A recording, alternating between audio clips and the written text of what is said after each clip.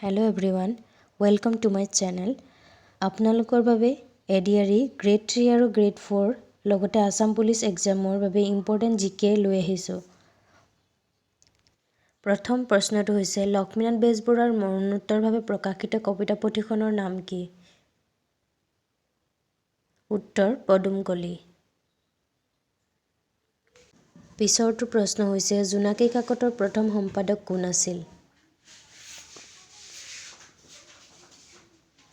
উত্তৰ চন্দ্ৰকুমাৰ আগৰৱালা। ইয়াৰ পিছৰ প্ৰশ্নটো হৈছে উষা আলোচনীখন কোনে সম্পাদন কৰিছিল?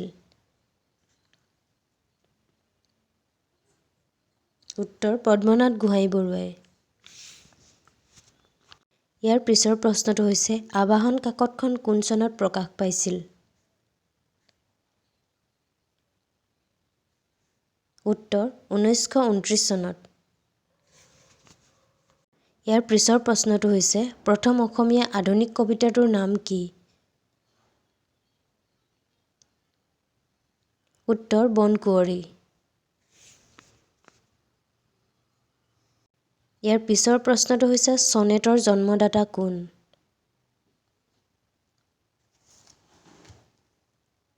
উত্তৰ ইটালী কবি পেট্ৰাক।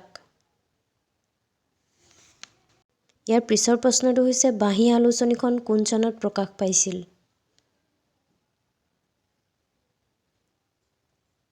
উত্তৰ 1909 চনৰ ডিচেম্বৰ মাহত। ইয়াৰ পিছৰ প্ৰশ্নটো হৈছে আবাহন কাকতৰ প্ৰথম সম্পাদক কোন আছিল? উত্তৰ দীননাথ শৰ্মা। ইয়াৰ পিছৰ প্ৰশ্নটো হৈছে বিজুলী কাকতৰ প্ৰথম সম্পাদক কোন আছিল? উত্তৰ কৃষ্ণপ্ৰসাদ দুৱৰা। শেষৰ প্ৰশ্নটো হৈছে প্ৰতিমাখন সৰু কিন্তু নিভাঁজ সোণৰ বুলি কোনে কৈছিল? ইয়াৰ উত্তৰটো কমেণ্ট কৰি জনাব। ধন্যবাদ।